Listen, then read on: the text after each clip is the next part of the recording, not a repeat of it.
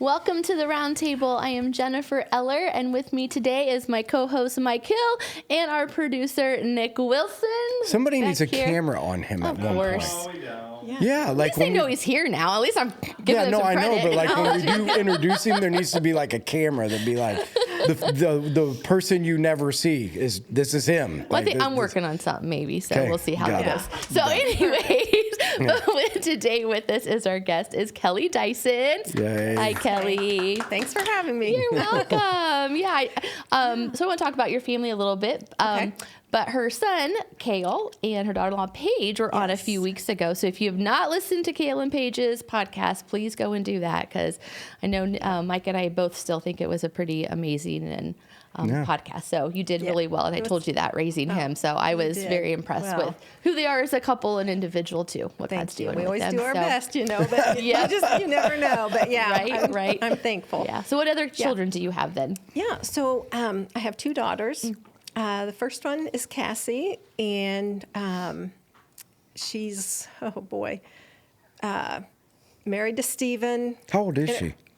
See, I knew you were going to ask. Oh, because I don't know the age of my Kale's kids either. Like I think there's 26. somewhere. Kale's 26, so Jessica would be 33. Cassie is 35. Okay. See, Wow. listen, you at least know. I'm like Right. somewhere in the 26, 7. Well, Isaac's 22. I do know that. Okay. He's Trevor's age, so. Yeah.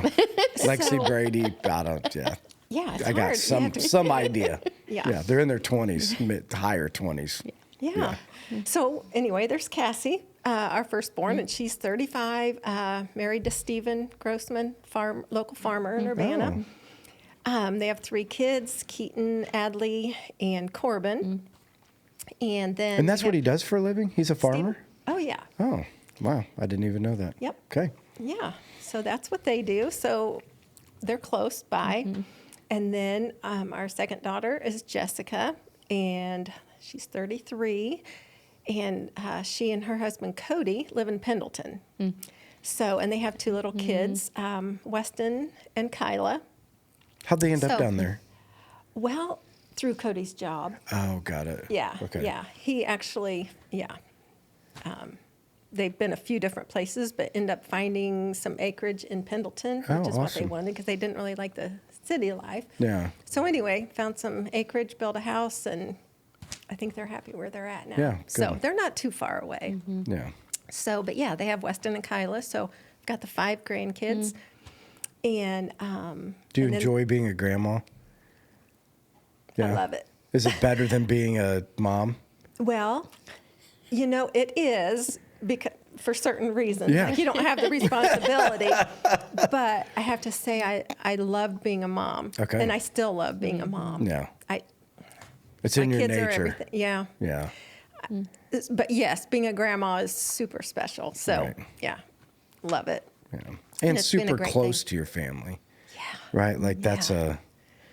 We're Were you very close. ready to kick him out of the house, or were you like keep him in? Oh, I would have never kicked him out. Oh man, I'm kicking. I'm like they can't get out of here fast enough. No. My Okay. kids can always come back home or what. Yeah, no, I meant when I my mean, kids not were that you growing up, couldn't, I'm like, but- here's your choices. If you go to college, you can come home in the summer. Once you're done with college, you need to move on. Or if you're not going to college, you need to find a place to live, because I'm ready for the empty nester stage. Sarah is a complete opposite. She's like, oh, if they stay with me forever, I'll keep doing their laundry up until they're. Yeah. I'm like, See, what? that's a mom thing, I think. Judas. But- Ugh. Jennifer's anyway. like, Yeah. So if I'm going by your rules, my kid should be gone. Gone. yeah, no, but I just In think people time. are different. And Yeah. I'm fine. They just can't afford it. That's Yeah. the thing. They can't afford to. Yeah. Yeah. But it'll be coming. Yeah, I mean, when you have 8 kids running around in a 1,600 square foot house, you can't boot them out fast enough. Yeah.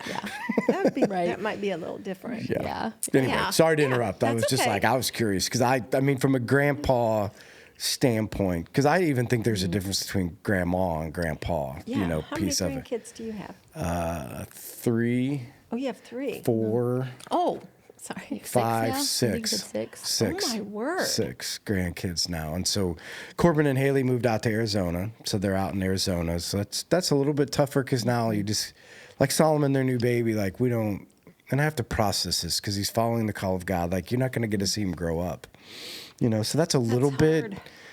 weird. Like, I don't know how, that'll all go. And then Abby is down near Fairmount, so they live Okay. there. So they're Is that like far enough away that you don't get to see them all the time. And then Right. Allie and Jacob are here in town. So they just had a new baby, and so Wow. Brody. And so, I didn't realize you had 6. yeah. Almost 7. Oh, yeah. Abby's due Abby will soon. be having her baby in March. So 7 grandkids. And so I'm trying to figure out Yeah. that whole, because I said this, I think, on the last podcast. Like, some people are like, everything that my grandkids do, I'm going to be at everything. And I'm like, Yeah. I have 8 children. If I am not going to be sitting in a gym and running around to watch because Abby Hadley had, and I went to one of them, like, she had this T-ball game. So you drive an hour down there, and I'm like, we're seriously watching kids that, I mean, it's so awful. But, I mean, Hadley's super excited. She's out there, And, yeah. When your kids were young, did they ever do this? Like, they were out there. They're not really playing. They're just playing in the dirt and picking Yes. dandelions. And I'm Yes. sitting over there thinking, And you're like herding cats trying to. Eric had coached like Emma's soccer team or something, and it was like awful. I Yeah. mean, like 4-year-olds, and it's like you can't get them to do anything, and Yeah. you just Yeah. have to. It's just yeah, we never made it experience. to her. She's like playing Hadley's playing basketball too. And they're like, oh, we got this. I'm like, I am not going Yeah. to watch a 5-year-old Yes, you dribble need a to. basketball around. I'm like, at least one. You have to go to one. oh, Judas. Yeah. Yeah. Yeah. Anyway, I'm sorry. That's off the subject. No. I'm like, I think I'm I going to get be a it. bad grandpa that way. Like, I got to No. figure that part out. Yeah. So. I mean, I'm like you, I just thought, well, I'm going to go to everything once he's, I can't wait. Yeah. Well, I have realized, as young as they are, I mean, the oldest one's 9, but I can tell already I'm not going to be able to get to everything. And so that's Yeah. hard to think one of them's going to be doing something. I'm not going to be there watching them. But Yeah. I have come to the realization there's no way. I can see already I can't be at everything. Okay, but- this is off the subject, so I got to ask you this. Okay. So,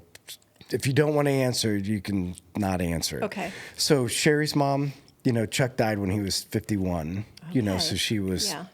49, 50 years old. She chose not to get remarried so that she could go do whatever she wanted and not have the thought of having to divide her time. Has that ever ran Right. through your mind? Like, of the idea of getting remarried again with the thought of, man, I don't want to have to think through, and you don't have to answer. Yeah. I just thought of that as will that be hard with the choice of what you do with the next chapter of your life, with the idea that you won't or might not be able to go to everything because maybe that person has grandkids too. And Right.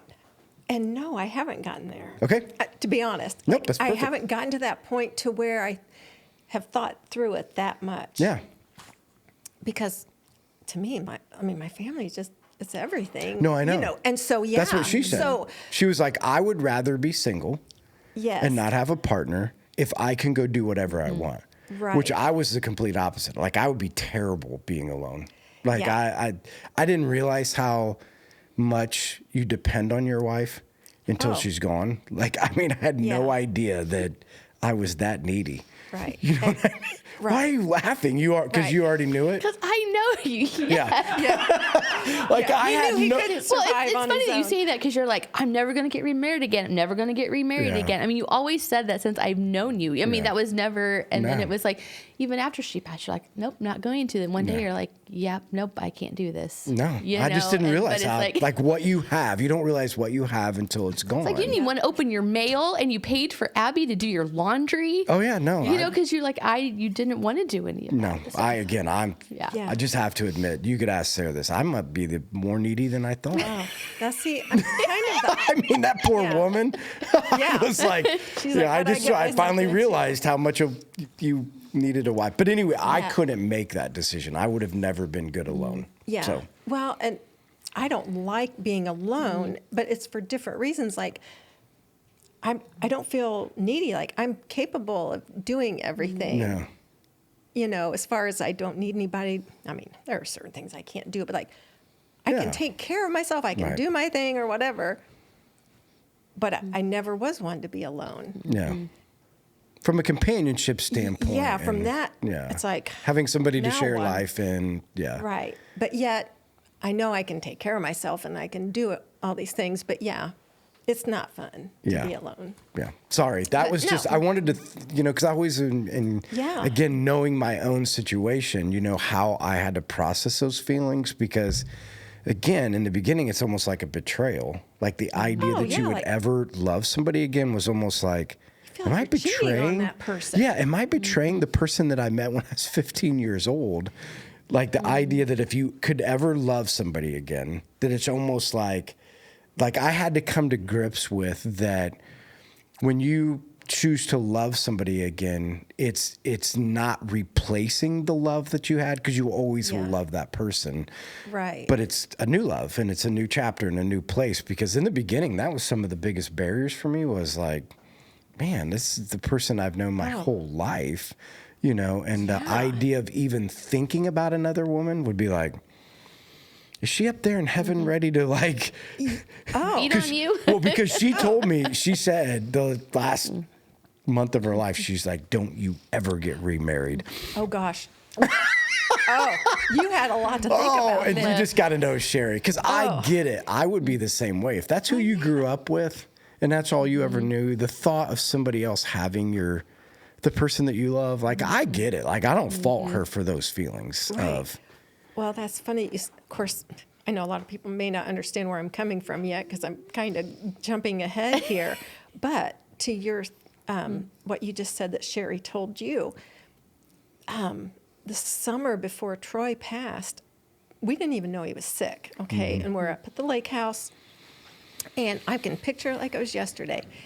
And he says to me, which looking back, I knew he was having pain then. And I feel like he kind of knew something, but didn't, Yeah.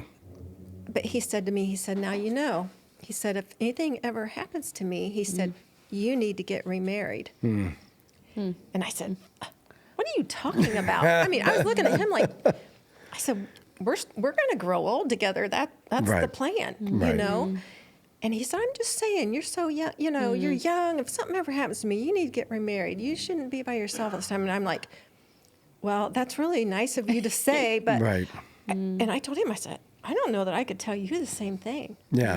Now if something happens to me, you get remarried, Yeah. Because to think of your spouse with someone else, that's hard. Yeah, because I'm already a jealous person. I'm a jealous person naturally. So I'm like, I can still to this day remember talking about, I was married for 28 years, and I can still to this day remember the boyfriend that Sherry had before me. And I'm still mad about it. I'm still mad about it. I'm like, I am the weirdest person that way. The idea that somebody else kissed my wife. That whole, what? Yeah. I'm just saying, just those are my listening. feelings. I'm a jealous. That's a real thing. Unfortunately, I'm like, she's mine. You don't want to think about that person ever loving someone else. It's like, wait, no, I want to be their person. Right. So, lots of feelings afterwards to work through. Yeah, lots the mental of, part of all this has been huge. Yeah. So Sorry, I got off on a tangent, but I'm curious how other people, because obviously I sought counsel afterwards to kind of work through my feelings because they were a little bit weird, and I'm like, I went to Stephen Twiley and I'm like, hey, I got to tell you this, this is what I'm feeling. Am I sinning? Is it where am I at? How is this going to, because the other thing for me was whatever decision I made, 600 or 700 other people are going to care because it's the church, it's the person I planted a church with. It's the person that we've been here from the beginning. And so they're watching you, whatever decision I make, people are going to have. So I had to really process that because I had processed my feelings, but that's why I've never really talked to somebody else about I wonder what other people think after they lose a spouse. What do they, how, other than Diana, who was like, I'm good. And that was part of my comfort in coming and doing this today. And I'm sorry that you went through what you did, but that was part of my comfort is knowing you would understand. Right. Whatever I was talking about or whatever, you would probably back me up on what I'm saying or be able to express how it was for you. And Yeah. so, Yeah, and those feelings, and again, that whole, I think it's an everlasting transition till the day that I die. Because I told Sarah this the other day, is that, you start all over. Like, you're learning to love somebody all over again, and it's, when you grow up with somebody, you learn to love them through the whole process, and you grow up with them, you have kids with them. That's just different now that you're older. To learn to love you well as a wife, I mean, you got to start all over and start to get to know that person. And because again, you can date anybody, but how do you really know them? I mean, at this age, because it's not like you're going to date for 5 years. That would be weird. Yeah, how are you ever going to get to know that person like you knew your first person? Yeah. I don't know. It's just different. You can't explain it. Sorry, Jennifer. I hijacked. Sorry. I hijacked right from the beginning. She's only talking about her kids, and I already hijacked the moment. So I apologize.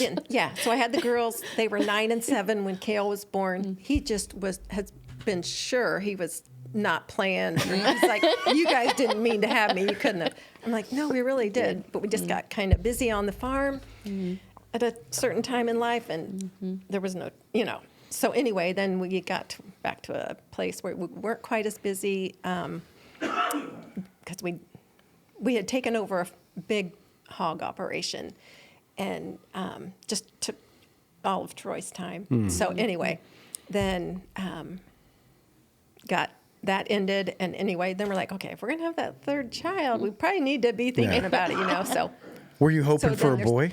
Like, was that ever going through your mind of like, Troy's a farmer and like passing it on to his kids? And you would think that would be a big part of it. Yeah. But, and with our first one, Troy wanted a boy. Oh, okay. I think that's typical. Yeah. Well, we had a girl. Yeah. Well, his heart turned to mush, and he loved her so much. And then we had the second girl.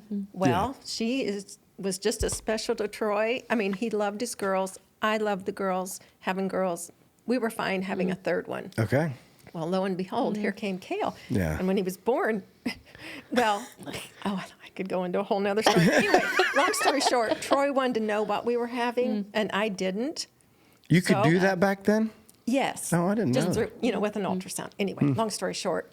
So I went and had my ultrasound done, had the tech put in an envelope what it was, gave it to Troy because he wanted to know.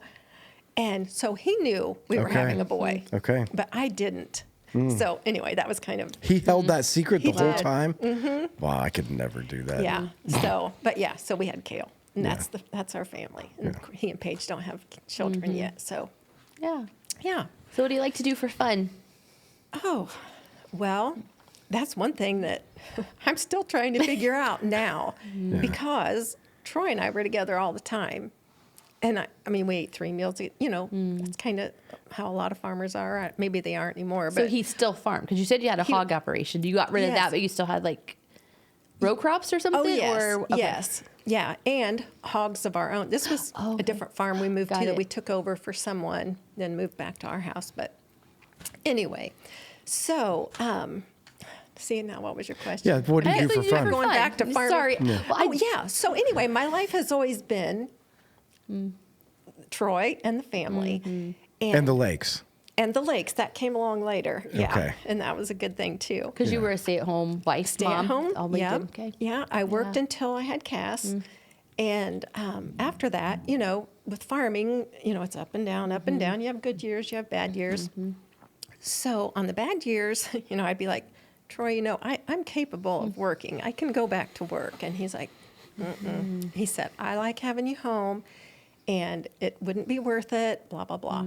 So every time I offered to go back to work, he said, he didn't control me and say, no, you're not going back to work. He's just like, you're worth a lot to me to have you at home. Right. So, yes, I've been at home for many years, just doing what the kids need, what Troy needs. We did construction projects together, all sorts of things. So without him, this has been a big change.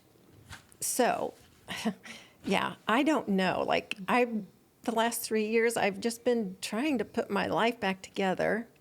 So can you talk about that a little bit? I do enjoy myself. Don't get me wrong. I I embraced, my family, the grandkids, all that stuff. So, Right. But I think this is a good subject, like that idea, even before we get into your whole story. But Okay. as you are figuring it out, so can you talk to, because I know that we're going to have people listening that are in the same place. They've lost somebody. They're trying to figure out the next chapter.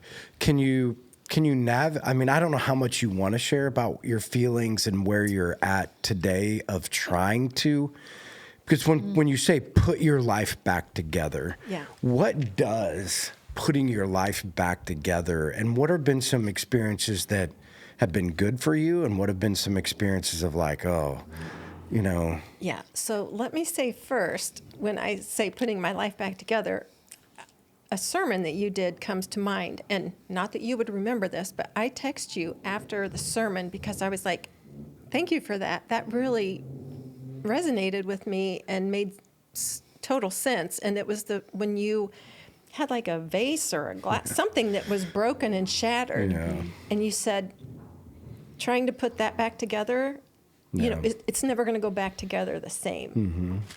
I will never forget that. That was a monumental time in my life. It was the pivotal moment in my life where I finally, because this was the thing about the poor church. The church was along the journey with me because every Sunday I preached that Sherry was sick. And as she was going through that, I was just preaching me. It was my emotions. It was my thoughts. I feel sorry for the church because it was every Sunday. It was just like, here's what this is God talking through me on me trying to navigate. So mine was very public. I would just get up on Sunday and be like, this is what I'm navigating. Because I have been, since Sherry died, trying to put this vase back together. And every time I get that dumb sucker back together, it doesn't even look the same. And it'll never be the same. And I can't, as much as I try and as hard as I try to put it back together, it never works. Never works. It was pivotal for me. I always remember that. And I do remember when you sent me the text. Because I just know that for anybody that's been trying to do that, because the funny thing about it is it's not even just in losing somebody. Yeah. And that's why I wanted you to talk about it.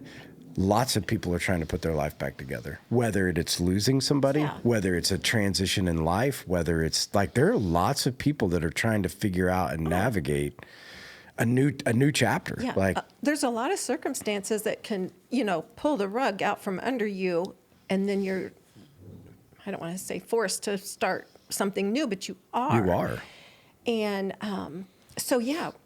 when you were going through what you were going through, and like you say, getting up there every Sunday and talking, of course, I'm like, I'm right there with you. Like, it's all making sense to me.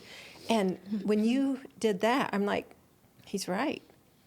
I can't keep trying to make this be what it was, because it will never be. Right. And I could spend the rest of my life and trying to make it what it was, and it's just not going to happen. So I'm trying to figure out, here it is 3 years later, and I'm still trying to figure out, okay, how do I make the best use of my time now that I'm still here. So I'm not going to just sit at home and let all this consume me. I need to do something, and I'm slow at it, but I'm one of those people that I have to cross this bridge before I can cross or think about crossing the next one. So I've just been going step by step, and I feel like I've made a lot of progress. Did you ever struggle finding joy after Troy? Like the idea of like, not that you're like in a depression, but the whole like, and again, I'm just speaking from my own, like when you center your life around a person, right or wrong, I mean, and I don't want to interrupt you, but on that as well, that's one thing I learned. I counted on Troy for everything, way more than God, and that's not right, but it's the truth. I counted on him. He was always there for me, and thinking now, I'm like, so was God, but I wasn't. That's not where my mind was. Right. If I needed anything or had Troy was my person, and I leaned on him for everything. Yeah. And I should have leaned more on God, because God is always there for you. And not that Troy wouldn't have been, but like, he's not here for me anymore. And so losing him, and I don't mean poor me, don't get me wrong at all. No, I'm again, just it's your saying, story, and that's what we're trying to Yeah, see, like it's how not God like- works through that. I mean, but yeah, I counted on him, and he's not here. Yeah, because that's, for me, the pivotal point before I did the vase message. Like, again, as clear as you can hear God speak, the question that he asked me is that, do you love your wife more than you love me? Because if you loved me, you would move on to the next chapter, because you would know that I have you, that I have a plan for you, that you can be used. And I honestly had to think about it. And I'm the pastor. Like, Yeah. I'm the pastor of the church. And I did, because I was in such a rut of like, you love somebody so much, and then you get to this pivotal point, rug pulled out, get to a crossroad. I mean, it's whatever. I had to Yeah. answer the question, because if I do love him more, then I will accept the new vase and the new chapter and the new way, and I'll stop trying to put it back together. That's how that message came about, because not that I was, I don't know, maybe I was depressed. I don't know what my feelings were. Yeah. Whatever they were, I was not in a place that was right. And I had to come to the crossroads. I had to come to as I had to make a decision, and it was, who did I love more? Right. And isn't that crazy that I even had to that God even had to ask me that question? Yeah, but it's real. Yeah, It's a real- I know. Yes. Yes. Yeah. So that's why I ask you is that, like, because Yeah. there are people out there, whether it's the loss of a child, whether it's the loss, because even today, there are people who have lost parents, and even though these parents have been older in life, it's a new chapter, it's a new thing, it's a new, like, whatever that, pull the rug out, come to the crossroads, when that part of your life is missing, whatever that is, Yes. the struggle to move on or the struggle to continue on is a struggle. And that's why I just wondered, when you talked about all that, kind of what your emotions were as you worked through some of those things. Yeah, and some of my advice for whoever wants to hear it is, make God number one. And even though I already knew that, I really know it now. Yeah, for sure. If you know what I'm saying, like, Yeah. I just didn't think about it that much before, because shoot, Troy and I, as far as our marriage, we were living the dream. Right. So it was all good. And I was caught up in all of it. Yeah. And like I say, leaned on Troy way more than God. Yeah. Way more. And looking back, my advice is just, Yeah. So as you're putting the God- pieces back together, that's God some of the needs to advice be for our first. listeners is like, lean into the one that's not going to move. yes. You're not gonna because lose 'em. anything here on earth, you don't know. Yeah. And no, Troy and I, he used to say, oh, as long as we're together, we'll get through anything, and blah, blah, blah. And yeah, well, not ever thinking one of, Yeah. you just don't ever plan on one of you not being here. And then it happens. Like, I'm still like, whose life am I living? Yeah. This is not my life. Right. You get that feeling like, this isn't my life. Right. Well, it is my new life, and Right. I've accepted it. I've been at the crossroads, like you're talking about. And yeah, you have to choose, and luckily I've chosen to follow God's plan Yeah. and be open to God's plan. And that's hard.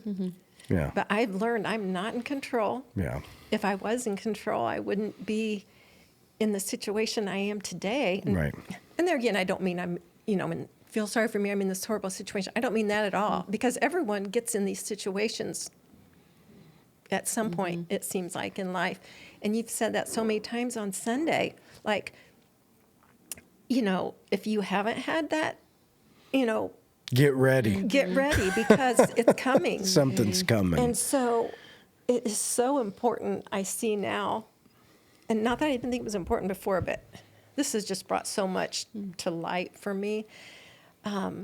It is important to have that strong foundation, Yeah. because without that, like, I didn't I knew I had a good relationship with God prior to Troy's passing, but I was pleasantly surprised to learn it was as strong as it was to keep me where I needed to be, and I can't imagine, I feel for the people that don't have that foundation because I can't imagine getting through something so devastating without that foundation. But I think that's the powerful part about your story, because Scripture is clear about this, right? That we will all be tested, right? The idea that, and tests can come in multiple different ways. Exactly. And the idea of what Scripture says is it's in those tests, here's what you will find. Was your foundation secure or was it built on sand? And again, I believe that for a lot of people, when they come to the rocking of their life, the rug being pulled out, the crossroads, they found out it was sand. And the powerful part about your story is that, yep, all the windows got blown in, the roof came down, the house seemed destroyed, but the foundation was there. The power of your story is that's what we have to remember. The foundation will stand. We can rebuild. We can move off of that, but we also, the fall can only go so far. Right. I think that's what's so cool about the foundation. The fall can only go so far because you are going to hit the foundation. Yes. And rebuilding isn't maybe what you wanted to do, but at least you can rebuild. At least you can rebuild. Right. Yeah. So. And I give all the credit to God because if I hadn't had that foundation, I wouldn't have been able to put one foot in front of the other. For sure. That is how devastating and mind-blowing this whole thing has been. And I feel for those that if they don't have that strong foundation, I just want to say it's important to build it. Just because, I hope everybody could, I wish everybody could go through life and not have something happen. But gosh, it does happen whether you think it's going to or not. I never dreamed. Yeah. And just think, this is the thing that I always say is that just think now, like how good it was then, but think now that your foundation has been tested and your faith is now stronger than it's ever been. Now think about how God's going to use you. You know what I mean? Because that's the part I always look at is that I never would have asked for any of this, but I also, there's something different in me. It just is. Losing a spouse, going through things, each one of those things that you have in your life, if we allow God to work, builds our faith and gives us chances to do things that 10 years ago you weren't prepared for. You just weren't. Yeah. You can't get it, and you don't wish it on anybody. Yeah. But you also can't get it until it comes. So. Right. Yeah. Right. Yeah. Okay. So. I just think you just need to take over and let's start talking more about her story. Yeah. We're 33 minutes in, so so can I just touch on a couple things? Because, I would like to go, what I know about your story. Because I think that part's kind of funny, is that I always heard it through Tad. Oh, I would... Oh, this is going to be... You may learn something, Kelly. No. This is going to be interesting. And so I'm going to say this is as clear as I could understand it. But I can remember, so when Tad, essentially started coming to church and really giving his life over to God, Tad was seriously praying for and concerned about his friends. And Troy was one of his best friends, if not his best friend. And I can remember Tad talking about, be great to get Troy to come to church, back. Because, again, I don't know anything about how you guys grew up or what any of those things look like, but I know for Tad, it was really important. And then once you guys started coming, the transformation in Troy, I would hear through Tad of you can't believe it. The transformation that has happened in Troy's life was incredible. So can you kind of give us some of the backstory? Like I said, I'm only giving what I saw from the outside or heard. Sure. And then saw when we went and visited him as he was dying, his faith. That's the thing I did see. So once I did, you guys are hey, it's not good, and we're going to go over and talk. to hear him talk was not like a man that had no faith. I mean, this was a man that now faith was a huge part of. And again, I'm not trying to discount what happened in any of what he was like before. I'm just giving this view of what I saw. So, for both of us, okay, so me growing up, went to church here and there. It wasn't something that was an every Sunday thing. But, I mean, my parents were believers. You know, it's not like we were bad people. Okay. You weren't a complete heathen. No, not completely. So, and Troy was raised in church. Oh, really? Yeah. Okay. If you would ask him, he said we went every Sunday. We went every Sunday night and Wednesday nights. Okay. I mean, you know. Yeah. That's what he would say. So he was raised in a church, you know, was baptized, you know, as a younger individual, and he knew a lot about the Bible. Yeah.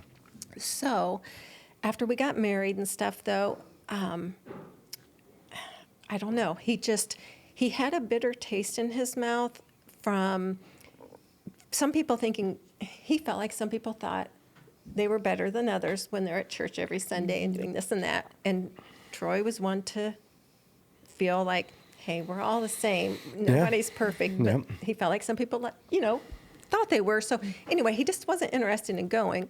Well, we had our children, and I tried to get them to church. You know, I would take them, and that was one thing that was hard for me, is that I didn't have a husband that was going to church with me. You know, I'd look around on Sunday mornings, and there's these couples, you know, and the husband has his arm around the wife, and they're listening. I'm like, oh, that would be nice, you know. But I mean, nothing against Troy. I don't mean that. No. But I felt like it was important to get the kids to church. Okay, so I thought we would never go to church together as a couple, you know, on a regular basis. Well, lo and behold, you know, we started coming in, I think it was like the fall of 2018, and came once, came twice. Yeah. We're in, Yeah. you know.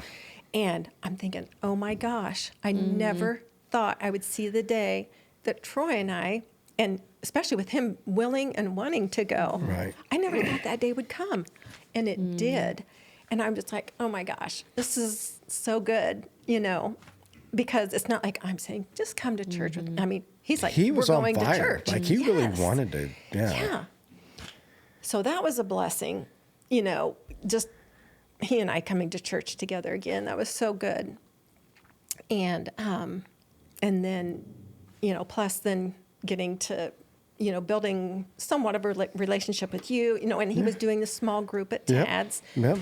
And, you know, all along not knowing how much we would need someone like you in our lives, you know, not having a clue. And I feel like that's one of the things that God was working in our lives. And long before we ever knew anything was even wrong. And I didn't realize it until now that all this has happened and I'm looking back. But, you know, the timing of us coming here to church, his faith being rekindled, and him wanting to come to church, the opportunity for us to be together at church, and the unfortunate things that were, you know, coming soon in our lives, and we have Mike to go to for help, comfort, peace, you know, whatever, I don't know what you want to call it, but we needed you. Yeah. And if we hadn't had you at that time, that, I don't know, it would have looked very different. Right.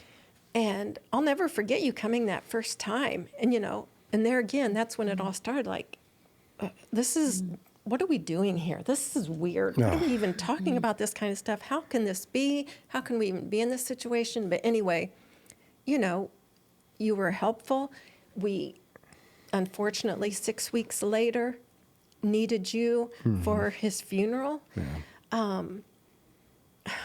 You know, it all happened so fast. And then on a more positive thing, you know, Kale gets married. We had someone that we wanted to come to see if you would be involved, you know, and be there for us then, because I know you help so many families and you're there for so many people. So I don't know what it meant to you, but for us to have you, like, you're special to our family, you know. Well, the thing that I will never forget, because there's nothing, I said this to Susan Heupel this morning. So her ex-husband, the Heupel, Mark, is dying, essentially. And so he's over in the nursing home. And I've said this in it's even harder now after losing Sherry, but every time that I go, knowing, listen, you're going to sit with a family and you're going to talk to a person that time is short. What do you say? You know, this has been all of my life in all ministry, because I've sat with families who have 15-year-old sons and daughters and lost babies. And like, what do you say? And I'll never forget, you know, walking in and, you know, coming and talking to you and then being able to talk to Troy. And in fact, I even look back on this after Kale said that on the podcast. I went back because I came home and I wrote in my journal, you know, to pray for Kale, because you said, like, listen, I don't know how he's going to take this. He's really close to his father. I think that his questions are going to be like, why and how does this happen? And if God's really a good God, how's all this going to be? Yes. And I remember before I left that day, I went and talked to him, and he did. He said, I'm mad. I'm upset. I finally have this, you know, I had this relationship with my dad, and my dad is the center of my life. And so to see all of that come to fruition, I got to see him love Jesus, see him get married, see him give his testimony. I mean, this is why I'm in ministry. Yeah. Like, the idea that you get to be with families in some of the most, because again, this was the other part of it, talking to you and then going to Troy. Like, sometimes for a new believer, your expectation would be like, why? But he never said that to me. He never looked at me and he never said, man, what happened? Like, I finally got it right. Like, he never went down that road. When I come and talk to him, like, he never went down the road of why me. Yes. This is what was exciting. Like, he and you guys were still on mission to say, we're still going to try, in the best of our ability, in a circumstance that makes no sense, we're still going to glorify God. Because he even said, like, I hope that my testimony through my death will reach my friends. I mean, that again, you know what I'm saying? Like, those are the things that you just, you don't want. But now that you go, fast forward 3 years and you look back, that the way that God worked. Yeah, and I feel funny having these notes, but it's just because I didn't want to forget anything, but I'm just going to go briefly through a few things. You know, I said we started coming to church in 2018. So July of 2019, we bought our third lake house to, like, remodel. We had purchased one on Tippy, total redo, and it turned out pretty good. We enjoyed working together, doing that kind of thing. So did that. It was, great experience. Went to Wawasee, bought a place there, got it fixed up, got it sold. Well, we love being at the lake, so Troy's like, we got to find another lake house, to do. I'm like, okay, So we were working with this realtor. This house came about that it didn't need that much work. It just cosmetic, painting, just little things. And the cost was way more than we had spent before. And Troy's, saying, what do you think? I'm like, we can't do this. This is just too much, And he's like, and I'm like, I can't believe he's even thinking about this. I'm the one that worries about finances. And so anyway, long story short, we asked the realtor, can we make money on this place or whatever? And the realtor's like, you probably won't make much, but you might hold your money together. Yeah. Troy's like, I'm in. And I'm thinking, oh my gosh, what are we doing? But, okay, Troy's the one that makes the money. I'm the assistant in this thing. So, okay, so we'll do this. Well, long story short, so we made our improvements to the house right away. Painting, he changed all the hinges, updated that kind of thing. So then he's getting to where he's expressing that he wants more of my time. And I say that because, like, he wanted to be up at the lake more. And not that I didn't want to be, but it was one thing to keep things up at the lake, keep things up at home. And, you know, I'm trying to be a good grandma. You know, I'm loving my grandkids, want to be there and with them and help the girls out with the kids and this and that. And I had lost my dad a few years prior to that, 2 years. And so my mom's alone. Wow. I'm going to help my mom. You know, I have a brother, but he doesn't live locally. So I want to help my mom, you know. And so I'm just feel like I'm being torn a lot of different directions. But, you know, I'm like, oh, my gosh, here I am. I'm very fortunate. I have a husband that wants to be with me. You know, it's like, that's not always the case. Right. So I'm like, okay, I got to figure this out. Okay, so I go to this thing where it's like, okay, God, your spouse, your kids, and so forth. So I did that. Thank goodness. Not knowing what was coming. Right. But so I thought, okay, this is how I'm going to prioritize all these people in my life that I want to do things for and be with. So did that. And looking back, I'm like, oh my gosh, thank goodness. For that time. Yeah. So then, let's see, where are we at then? So so August of 2020, this is one thing I'll never get over. It was time to get a new pocket planner. Like, I'm kind of old-fashioned that way. A lot of people use their phones. I still like to write it down I'm in with my... ya. Yeah. Yep. Yeah. I just have to. Yep. So it was August of 2020, and I'm thinking, I got to get a new calendar, you know, starting to need to write things down for 2021, you know. So I'm like, I need to get that. That's amazing. In August, you're already thinking about 2021. Yeah, I'm thinking, You have okay. doctor's appointments yes. or Oh, something. gosh, I that's mean, pretty impressive. Yeah. So I'm like, I need to get my new planner.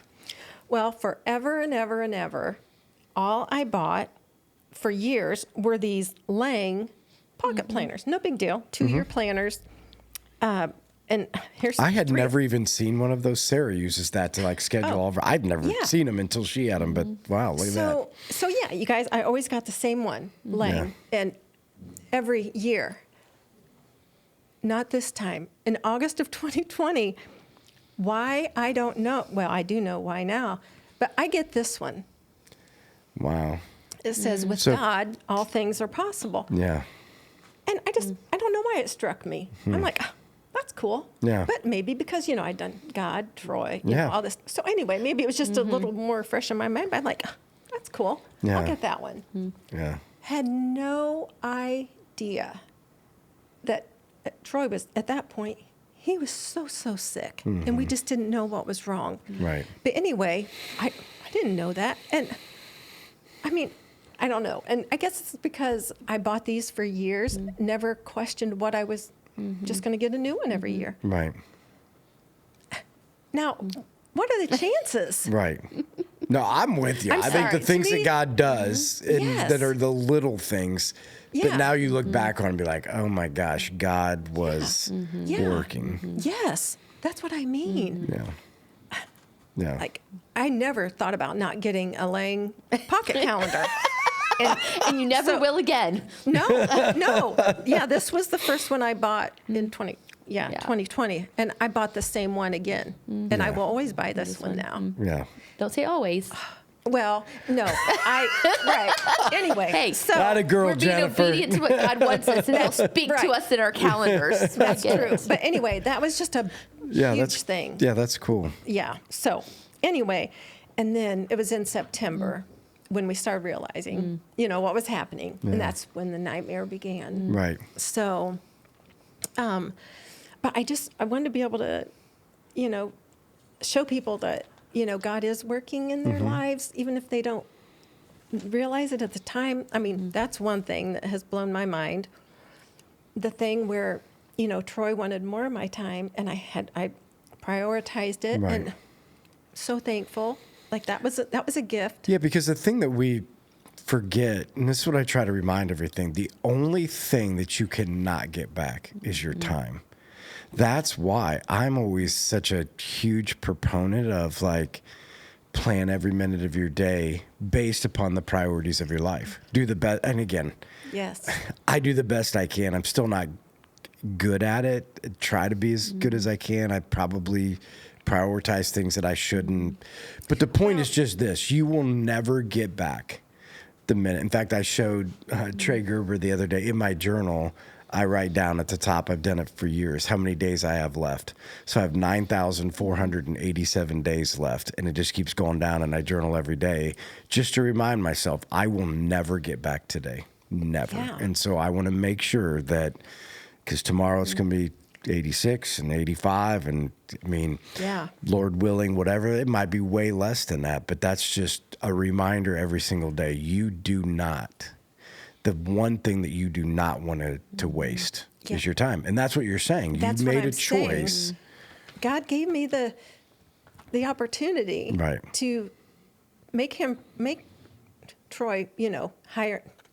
And, I mean, Troy and I were fine in our marriage. Don't get me wrong. It wasn't like we didn't spend time together. Like I say, we spent all of our time together for the most part. And we as individuals, we never thought we were any better than anyone else. Right. But we felt like our marriage was better than others. Sure. Does that make sense? Yeah, for sure. I mean, and what I say is I'm thankful that we realized that it was. Right. We, as individuals, we're no better or different than anybody else. But we really did have a better marriage, I feel like, than a lot of people. Right. Which I feel like looking back now, well, that was a gift. Yeah. And that's how I have to look at it. Right. Like, some people never get what Troy and I had for 37 years. So I just have to be thankful. I tell myself, be thankful. Don't, even though I still don't like it. And I think God's okay with me saying You that. can be thankful and not like it at the same time. Okay. Yeah. I mean, I just think God's a big God, and he understands our emotions, and he understands the things we're going through, and he's not mad about us being real. I think the thing is, you'll see this throughout all of Scripture. The only people he got mad at were fakers.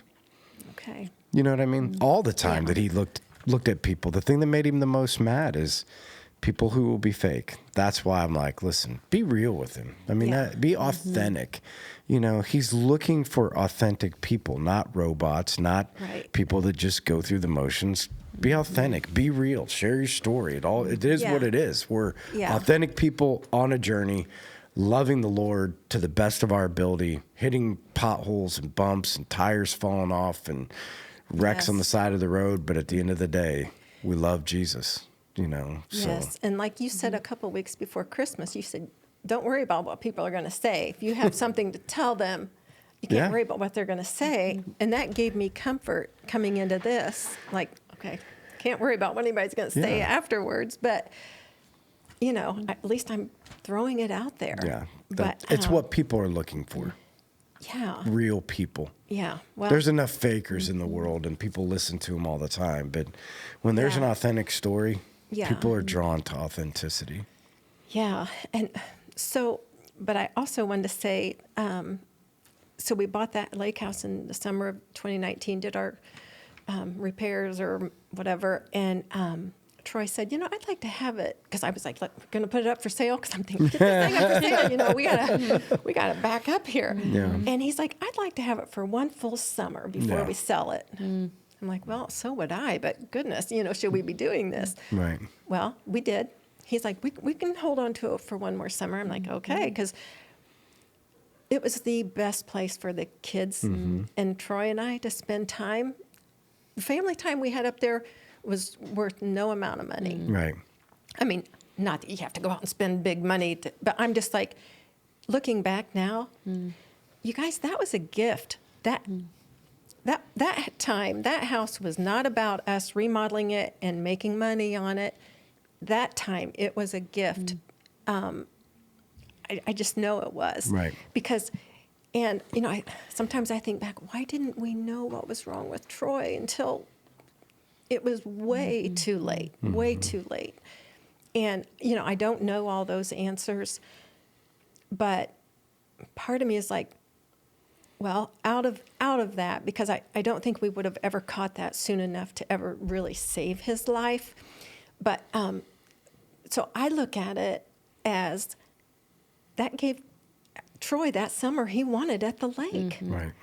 I mean, because if we would have found out in May of that summer, of 2020 that what was going on, well, game over once you get that diagnosis. No. You can't just keep going on and enjoying. I mean, you need to, I'm just saying, Troy wanted that summer at the lake, and he got it. Well, and the time that you had together as a And family that's what I'm saying. Yes. prepared you for what was to come. Right. I mean, as prepared as you can be. I can't put a price on what that lake house meant to our family. Right. And here, I was all fretting about the finances and stuff. And it's like, that's not what it was about this time. Right. But with that being said, after Troy passed, I thought, oh, people say don't make too many decisions too quickly or whatever, even though you start processing, what do I need to do? I need to do this. I thought, okay, I'm not going to sell the lake house right away. The kids and I will try it, see what it's like. Well, of course, nothing's the same without him there. Right. But I kept it for another summer. And then, lo and behold, the housing market is on fire. Right. So, and I decided with the kids, I couldn't keep two places. It didn't make sense for me to move up there, leave Wabash. Anyway, so I sold it, and I sold it for more than we paid for it. Right. And I'm like, it ended up being another blessing just as far as, how do I want to say this? Because I don't want to stress money part, because Right. not at all. But when you lose your husband, and that's your moneymaker, Right. to There get is through a life, stress. there It is is a a stress reality. in it. Well, then I made money, it ended up being something that helped me. God provided. God, yes, that's what God provided. He was providing for me. And I'm thinking, I had it all wrong. I should have just, sometimes you just have to let God do his thing, or what, what I mean? Yeah. And I mean, I look back at that and it's like, wow, how that turned out. And Yeah. I don't know. Yeah, I mean, I think what you continually say is what, our listeners are seeing and the people that are watching are seeing is that God, whether you know it or not, is always working in the background, and it always has. He does have you, even though it seems like there ain't no way. And that's what I guess I wanted to try to tell through what I have just lived through. Right. That is so true. Right. And I couldn't have done it on my own. There is no way. Yeah. There is no way. And I just know he's with me, meaning God. Because I couldn't have done it. I couldn't have gotten to this point on my own. It's taken me 3 years. But, I think, I don't know. Yeah. Taking But- steps in the right directions. Yeah. So that was just another thing that I look back at as a gift in a way, where God was working, and we had no idea. Yeah. No idea. But, another thing I wanted to mention that I look at as a gift, which really is, and I think you guys will agree, but unfortunately, the day Troy passed, our daughter Cassie was in the hospital in labor with her third child, and within just a few hours of Troy passing, we're given a new life. And, I'm just, again, on something like that, I'm like, what are the chances that close together, just a few hours apart? We lose Troy, which is just, devastating, unimaginable at the time. You just, because you think that's not going to happen to you, to lose someone like that. Well, but then we're given little Corbin Troy is his name. So, on the 19th of November every year,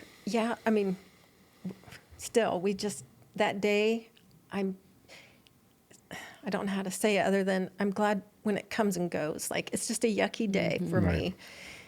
And I think for the kids as well. But we have Corbin to celebrate that day.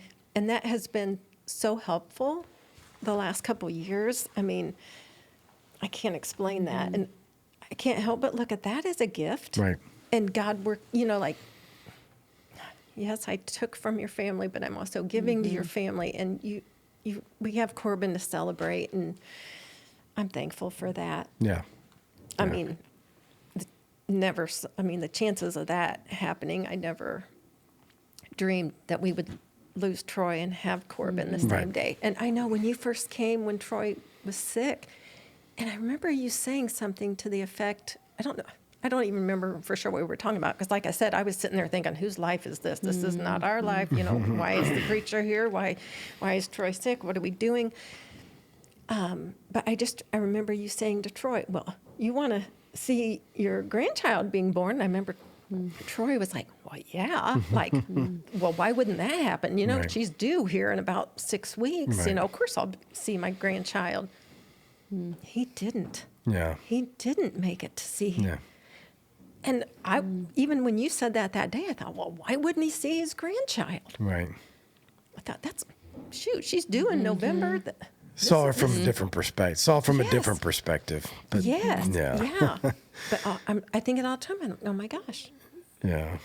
he didn't get to see that baby, and I hate that for Corbin. Yeah. To never know he's grown. But Yeah. Yeah, for sure. We'll work through that kind of stuff. But anyway, that was another thing that I felt like was a Yeah. gift. Yeah. Looking back. So You have other stuff on your. No, we just want to make sure you Yeah. have an opportunity, because Yeah. there is no. We're at an hour, but if Okay. you got other stuff that you want to go No. through. I got a couple hours till my next thing, Yeah. so you keep talking as far as I'm concerned. I mean, really, I feel like we covered everything that I felt like was on my heart to share. Yeah. Just, the strong foundation being so important. And, because people are funny when you approach them about things. Like, people, I feel like, don't want to be preached at. No, for sure. That's when they are like, no, thank you. Right. And that's why I thought, well, maybe this is a chance where I can say a few things. Yeah. And people won't take it wrong. If they don't want to listen to me, they Right. can, Right. shut me off or Right. whatever. I don't know. Right. But I felt like I had so much to share about my faith and Right. and God working in lives. And, there is hope, if you can rely on God, like I would have thought there was no hope Right. for me to get myself together. Right. Never saw it coming. Because, we were, got married got married in high school. We were dating in high Yeah. school, I had a ring on my finger in high school. I was engaged. Who does that?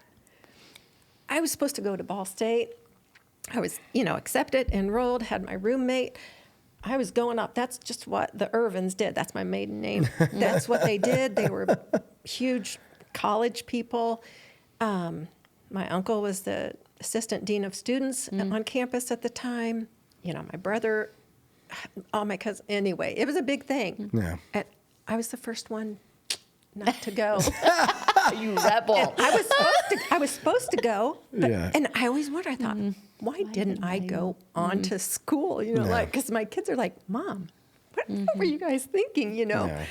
I'm like, I don't know. Well, looking back, I'm like, I can't help but think God gave me those 4 years Yeah. Extra time. with Troy Yeah. that I wouldn't have gotten, because God knew what was coming down the road. Yeah. I didn't. But anyway, I feel like now I know why I got rid of my plans to go on to school and said yes and got married. Yeah. Yeah. It's just Yeah, crazy. well, I love that. I mean, there's multi parts of your story today that, I mean, so many people can glean stuff from the idea of, because I said this a long time ago, is that, the struggle with the local churches, there are no men. Like, part of the problem is that a lot of women are coming without their husbands because, for whatever reason, Right. not a priority, bitter towards the church. Like, there's just a lot of reasons, and that you are still, a wife that would continue to walk that journey and be willing to walk alongside, knowing that through your life and through your example, that your husband, that God's going to keep working on him. Yeah. Right? So there's that facet of it. It's that, inside of this journey that, yeah, I mean, just when you think, because this is I see in people's life, just when you think it's all the way it's supposed to be. You know what I mean? You're at the prime of your life. We raised all of our kids. We got to this place. We're Troy's going to church. Like everything. Yeah, now it's about us again. Right. You know, right. Now you can enjoy the second half. Like you did all the hard work. Now you get to enjoy the second half. That although that was completely interrupted by God, that you can still praise him. I mean, I think that's the other cool thing about your story is that we can still say, I don't like it. We can still say, I wish it was different. We can do all of those things, but it doesn't mean that we're not praising him. It doesn't mean that you're not going to, like what you did today is to come on and share that, like, God's good. You know, sometimes this comes across as just a theme. God is good all the time, but he is good all the time. Right. You Right. know? Yeah. Some of those things, like you say, people say them and people don't think much about it Right. until you have to think a lot about it. And then it makes sense. And that's why I'm saying, like, you say these things on Sunday mornings, and I think some people, I'm sure, it goes in one ear and out the other. I already know. It's okay. I'm sorry. That's not what I meant. I don't mind. I understand. You know what I'm saying? I mean, yes, I know what you're saying. They don't get it. Right. But what I'm saying is people they need to listen to you because it's real. Yeah. Like it does make it, you know, the foundation makes a difference. The like that vase that right. And that's what I was going to say. That's what's monumental too. Is like all of us have all of these experiences, but one of the things that will define you, and it defines everybody, is whether you will choose at your crossroads, as the rug getting pulled out, as your house is falling down, the choice that you will make, who do you love more? This world? Because for some people, it's a job. For some people, it's a profession. Your child, your spouse, your parent. Like, we have to make a decision if we are just passing through, right? Or if we are just here for a while, then what will define us is that then we will live that way when things of this world are taken away. And that's where you're at. Like, that's the monumental piece. So that's exactly where I'm at. And that's what I have figured out is, and I didn't think about this much before, but I figured out this life really isn't about us and what, I mean. Yeah. Because the pieces of this life keep getting plucked away. I mean, this is for all of your life. Yeah. Different pieces of this life get plucked away. As Christians who are just passing through, we can make decisions to live in new chapters in new ways because this isn't our home. Like, we're passing through and it's a new chapter, and we're passing through and it's a new chapter. And God, again, just keeps taking little pieces away. But I think it's the whole, like, refinement of us. Yes. When he takes away, it refines us even more. When he takes away, it gets us even more focused. And I just think that's monumental about your story. And I love that you were sharing that I think, because a lot of us can learn through that of how to move through chapters of life and not try to put the old life back together. So I have way more, I'm sure, that I could have shared, but you guys get the gist of what I'm just wanted to share and hope that maybe someone this is awesome. help or loved it. means something, you know. So Jennifer, you want to send us out? I can send us out. So if you're not a part of our podcast, rewind. If you're not part of our podcast texting group, you can text the word podcast to 260-408-8383. Let us know if you have any suggestions of anybody you want to be on the podcast, or you yourself want to be on the podcast and share your story. We would love to have you on. Yeah. And so don't forget, they put this out. I'm not sure when this one will go out, a day or two afterwards when we do this podcast. So once you see it on Facebook, you guys that are out there and you're scrolling through, stop. One way that you can help us be able to get this story out. Because remember, we do this multiple times in a week because we believe in the power of story. We believe that people's stories will change the world and change people's lives. So if you're scrolling through, stop, like, share, or comment. That helps this get on to other feeds and gets an opportunity. If you're listening, right, to this, make sure that you go on our YouTube channel so that you can watch. That way you can see Kelly. That way she's, are you a first service or second service? First service. Okay, so she comes to the first service, 4 rows back in the middle, 5 rows back in the middle. Make sure you come up, say hi. And again, I'm going to speak for you, Kelly, but if you're somebody that is struggling, somebody that is going through some of those things, are trying to figure out new chapters in life, I would suggest come and talk to her. Like somebody that I'm pretty sure that she would be willing to walk with you in that journey, help share with her story. And I would. And yes, I have so much I could share with Yes. someone if they need it or that's want what I'm to saying. hear it. Yeah, because if you're Yeah. out there and you do know that there are people out there that you can talk to, because there is something about a shared experience. And if you can, Yeah. you walk down that journey with other people, I think that would be helpful. So don't forget that. Yes. So if you see her on a Sunday morning, come up and say hi. Even if you don't need anything, come up and say hi anyway. Introduce yourself. It's So, great and had a great story. And we're so thankful that you came on and so thankful that we get to share and be a part of, and not only hear what God has done, I'm super excited of what he is going to do, because with every storm, comes something out of it. And so I'm just super excited to see what God's going to do, moving forward in the future. So Yeah. Thanks. Yeah. I'm open to it now. Yeah. I've gotten to the place. Yeah. Yeah, I'm open good. to see what happens. So. Yeah, so thanks everybody for listening and or watching, and we look forward to talking to you again next week. Bye.